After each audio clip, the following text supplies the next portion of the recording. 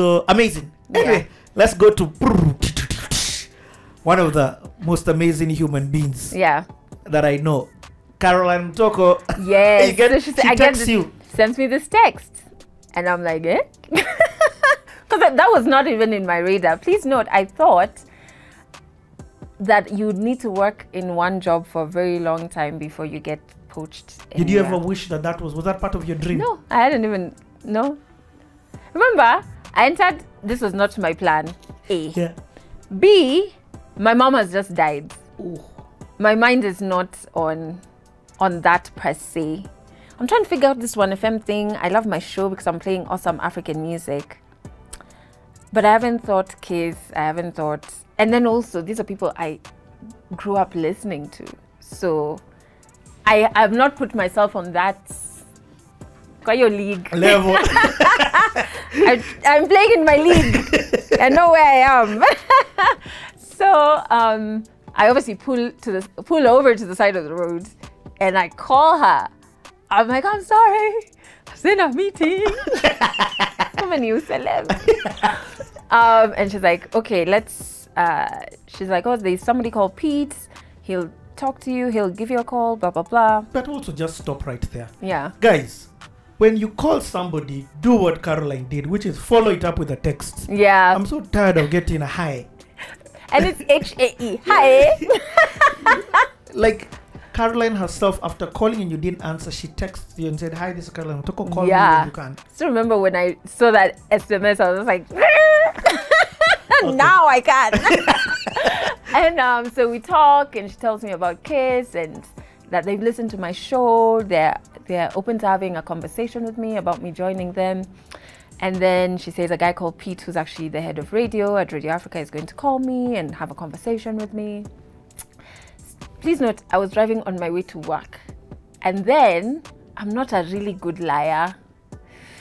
So, when I walk into an FM, I'm like, I'm just like, I hope they can't read from my face that I picked a competitor's call. Oh my goodness. I promise I love you guys. It was just a call, you know. And then I think I get a call. I can't remember the time period that passes. Then Pete calls me, but I remember Pete calls me. So you don't tell anyone at 1FM? No. Like I don't tell anyone. I tell my sisters. Yeah. I'm just like, hey, you know, guess who called me? And then Pete calls me one day when I'm in studio. And I think he did that on purpose. Now that I know Pete's character, I heavily think that he did that on purpose. Because if you know that I have a drive show and then you called me at like 3 p.m., sir, you know I am in studio. So he called me, so we have a talk. Then he's like, yo, let's meet at Sarit.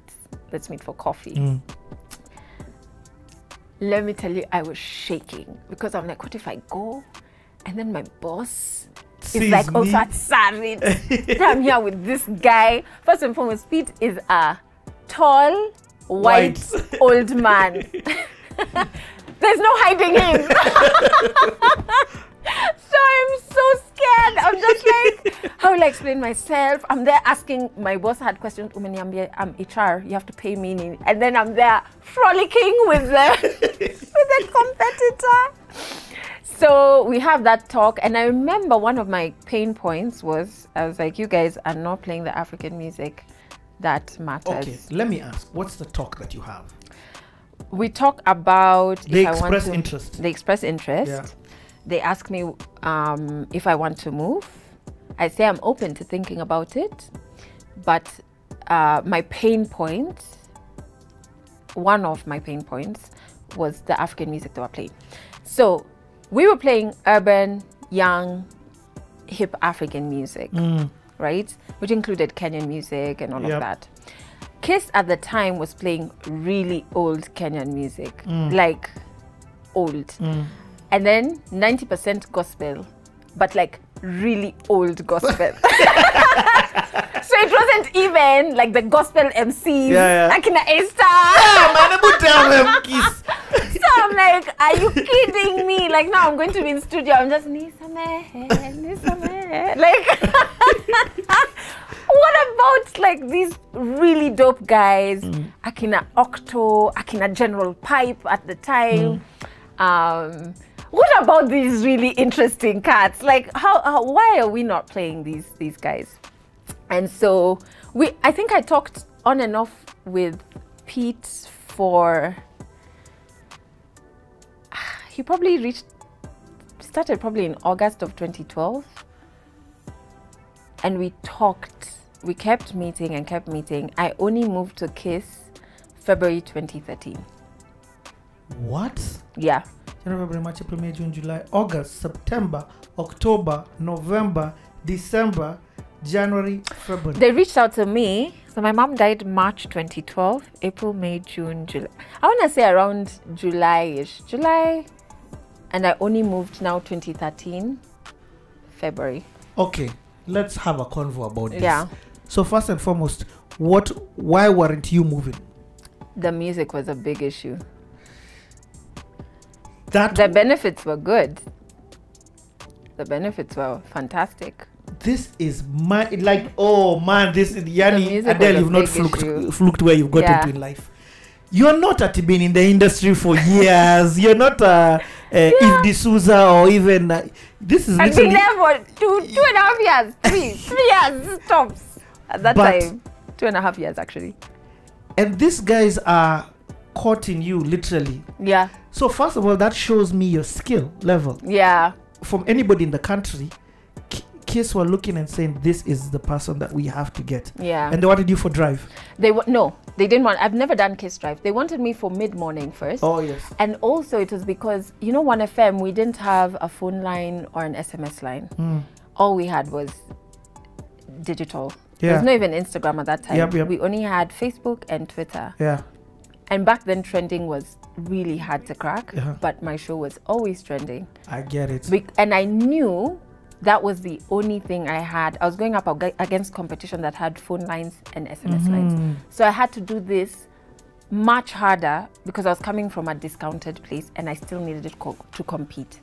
So for them, they looked at it like she's good on air and she runs these digital streets herself. And KISS were horrible on digital at that time. In fact, I think they were the last one of the last stations to get onto digital. Absolutely. They were I think I opened the KISS Twitter page. Exactly. You see what I mean? Like that. I remember it because it just blow my mind how they're not on digital. So, oh my God, that's so powerful. You were the new gen. You were Caroline couldn't match up with you because of where the landscape was changing into. And going to. Yeah. You get what I mean? And I'm not saying that it's a compare, but I'm trying to. But even for her, she was kind of trying to see what does KISS's next phase kind of look like. Yeah. And she was really hands-on with that. Very, very hands-on with that. That is this. And I'll tell you how I found that out much later. Okay. While at KISS, but there were conversations I only became privy to much later in my career at KISS. Okay. Well, this is definitely, but I mean, this is so beautiful to hear, and I wish young people get this, what you're saying. For you, it was the values of the company that you were going to that you were battling.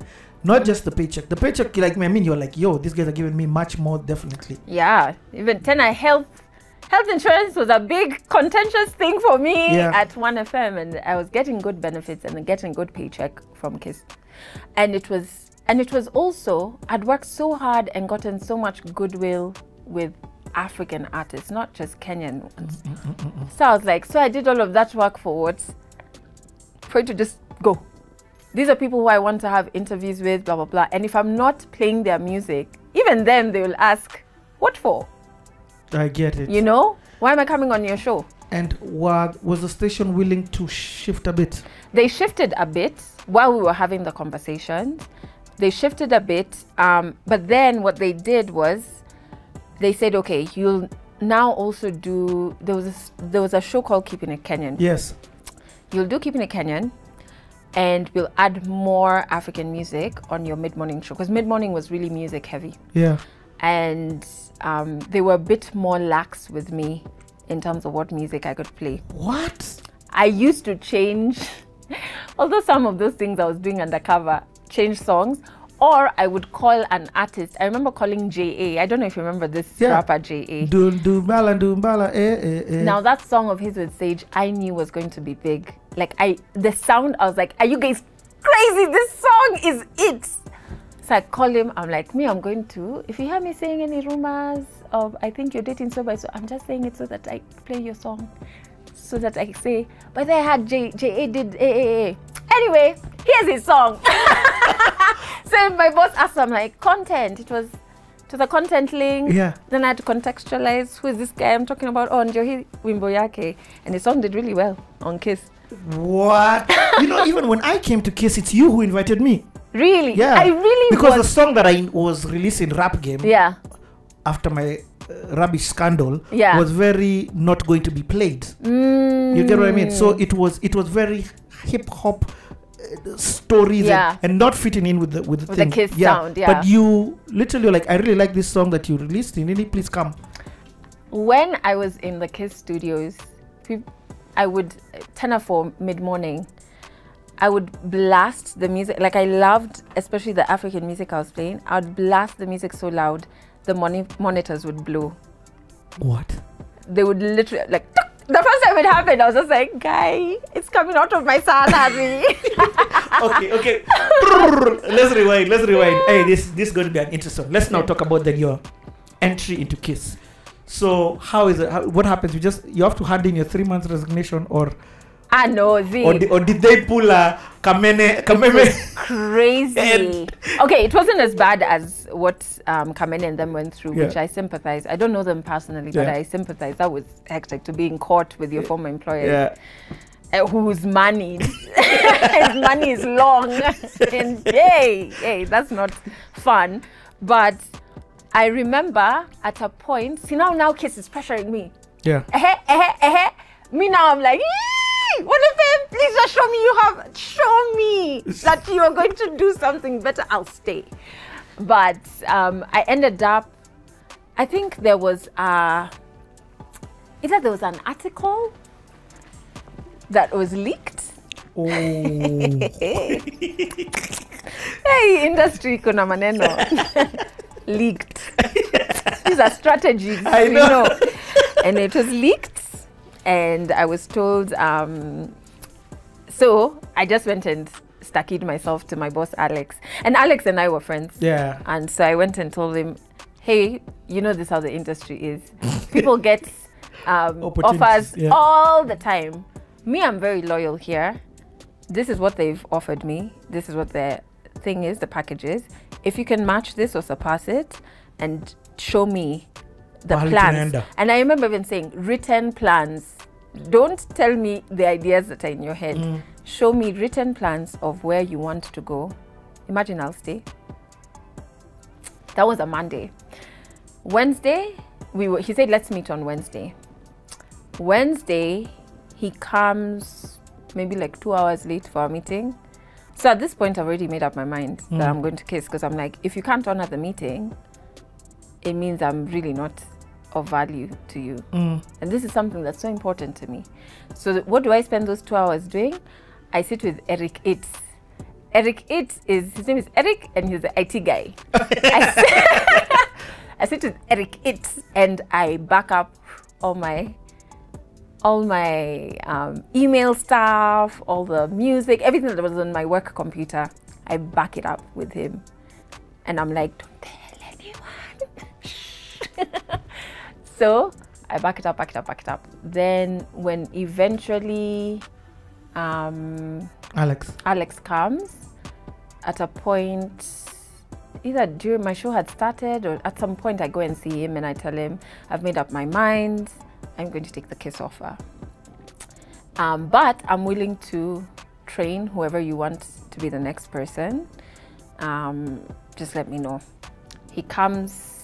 So he tells me, cool, we're family. We have that speech. We're family, welcome, la, la, la, la. Everything is sunshine and, And I go back to the studio, and I don't know who spoke to him. I think I know, but I don't know for sure. But somebody did speak to him and told him that I might say on air where I'm going.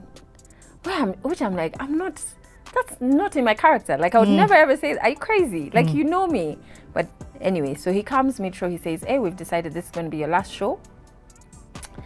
But you can still come to work Thursday, Friday, whatever. But this is your last show. We don't want you to say on air that you're going to kiss. I'm like, but I wouldn't say that. Like, I'm not dumb. Anyway, so I say, okay. However, I won't come to work because my work is in the studio. And if I'm not going to be in the studio, I'm not working. So there's no point for me to leave my house and come. So that's how I ended things with 1FM. Thursday, I went and signed my contract at KISS. Friday, I was being trained by Linda Nyangweso. She was the one doing the mid-morning show. She trained me on the desk. Now she's going to move and join Caroline on breakfast. Monday, I was on air on KISS.